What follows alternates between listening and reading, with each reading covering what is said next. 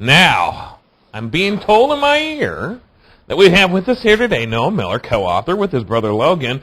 Either you're in or you're in the way. Noah, welcome to Traders Nation. How are you today? Hey, great. How you doing? Is it all right if my brother joins us? Sure. Is he with us here today? Yeah, right here. That's fantastic, Logan. Welcome to Traders Nation. How are you today, too? Great. Thanks for having us. Perfect.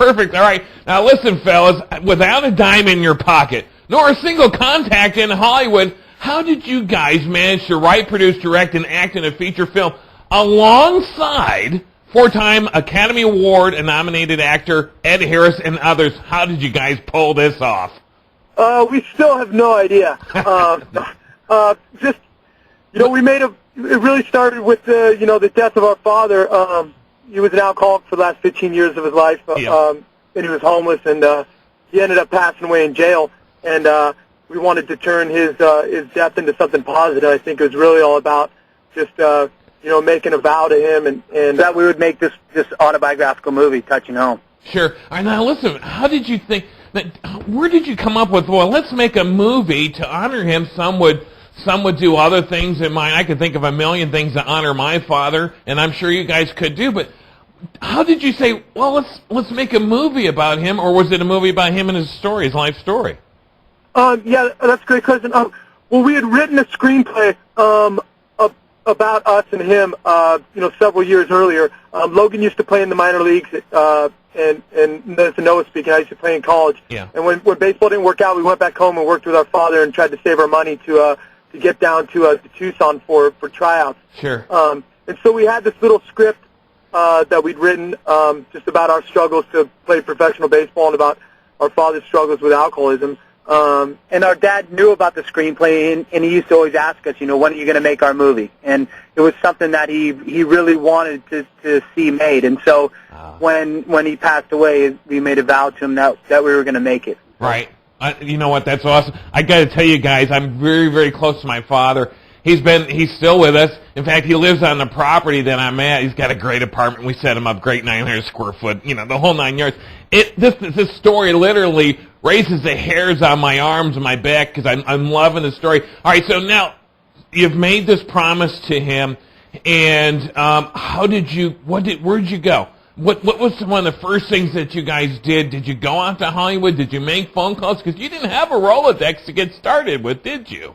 No, we went to the bookstore and bought books on how to produce a movie. Yeah. Because we didn't have a clue where to start, and so we bought this one book called The Guerrilla Filmmaker's Handbook, which is a compilation of interviews with industry professionals. And then we just started taking notes, and then started making phone calls, beginning with a woman named Lorette Bale out of Kodak, who gave a very nice interview in the book, and I thought she sounded nice, and so I gave her a call. Right. All right, so was that the one book, as you said, multiple books, was that the one book that really got you going? Yeah, that book, for sure. All right, in addition to phone calls, because let's face it, without the phone calls, nothing would work, right? Oh, yeah, no, nothing. Then we started making, one phone call, the Kodak phone call led to a phone call to Panavision, where we received the Panavision New Filmmaker Grant, which was really our big break. Right. A guy named Rick Halpern out of Panavision was just been such a wonderful supporter in it, and he listened to what we were trying to do, and he said, look, it sounds like you guys haven't had many breaks in your life, and I'm going to give you one. He said, this is a movie that needs to be made, and we're going to back you 100%. Wow, that's absolutely fantastic. All right, so the name of the movie was Touching Home. How difficult was it to shoot it? Oh, geez. I mean, it's probably the most difficult thing that we've ever done was making this movie. So we shot down in the first part of the movie. We shot for 3 days down in Tucson with the Colorado Rockies on 17 credit cards. Yeah. And then we put together this little 2-minute trailer, and that's when we went and ambushed Ed Harris. Right. How'd you get to Ed? Was it difficult? How'd you do it? Well, we the last time we visited our dad in jail, he had joked, he had asked who was going to play him in the movie, and we said, Ed Harris. Nice. Just a jailhouse dream, just something you're talking about to lighten the situation. And sure. After we shot down in Tucson, we read in the San Francisco Chronicle that Ed was going to be honored by the San Francisco International Film Festival, and we're from Northern California. We said, okay, we're going to the Castro, we're going to talk to Ed no matter what. Right. Everyone told us we were nuts. we went to the Castro, tried to get the microphone during the Q&A, couldn't get the microphone. Yeah. They gave Ed a standing ovation, and he walked backstage, and we figured we lost our opportunity. And then just stood up out of my chair and started walking down the aisle, and Logue said, "Where are you going?" And I said, "Blank this." Yeah. We're going backstage to talk to Mr. Harris. So we sort of just kind of made our way backstage, just kind of pretending like we belonged, like we were working at the theater. That always works. Yeah, and we were able to talk Ed into coming into the alley with us so that we could show him our what we had shot down in Arizona. Sure. So we had the trailer on our laptop, and then Nice. So the three of us walked into the alley. We put our laptop on this greasy dumpster, hit play. Yeah. Ed started watching it. He thought it looked beautiful, and he took our script off the dumpster and said, "So you guys want me to read for the role of your father?" And we're like, "Well, you have the role. You don't have to read for it." Right. And he took our script, shook our hand, and said, "Good show, fellas." And 9 days later, he called us at our house. That's amazing. Now, with no budget in place, did Ed know ahead of time? Did you kind of say, "Hey, listen, we don't have a lot of money. We have no money, or we have 17 credit cards"? How did that happen?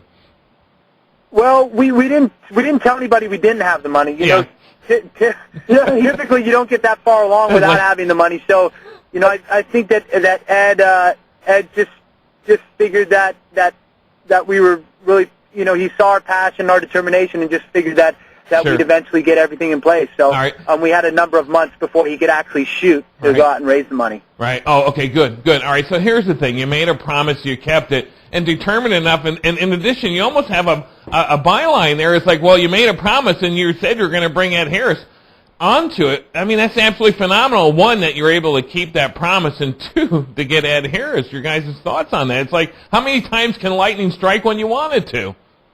Yeah, well, that's why we wrote a book.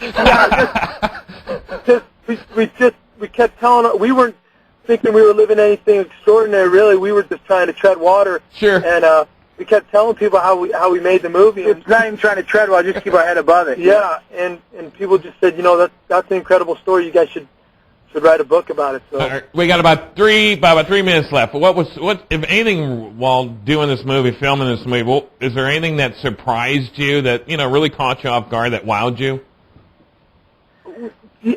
Yeah, I mean every day. You know, Maybe. Yeah, I think just the hours, the working with the actors. I mean, everything was. Every stage was brand new to us. We had no experience to guide ourselves. But I think if one thing really surprised us was the talent that we were able to bring on board. You know, this was our first movie we were directing, and we were able to assemble a cast and crew with quite a few Academy Awards under the belts and a ton of nominations. And so, I think that's what surprised the most was that we were able to get all of these veterans on board and that really believed in what we were doing. Yeah, given the opportunity, would you make another film?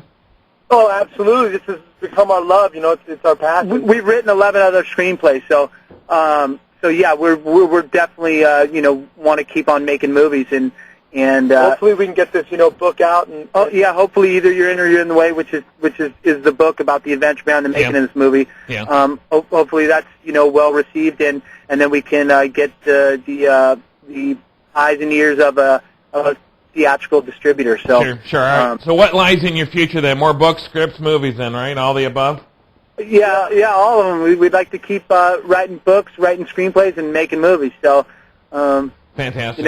We've been really fortunate and been blessed. Yeah, up to this point. Without a doubt, I'm glad you guys recognize that, and without a doubt, I do think you're gonna succeed in anything that you guys set out to be. What a great encouragement it is for everybody else. Anything is possible. All right, today we have Logan and Noah Miller brothers, book authors and filmmakers of course, film of Touching Home. And then the name of the book, head out today, just out, Either You're In or You're In the Way. What a great title, if you ask me. Logan and Noah, thanks for being with us here today. Appreciate it. Thanks so much for having us. You're more than welcome. All right, Logan and Noah Miller, book authors, Either You're In or You're In the Way. Head out today, Barnes & Noble, Amazon.com, your favorite bookstore, wherever you can get a copy of this book. It's absolutely fantastic.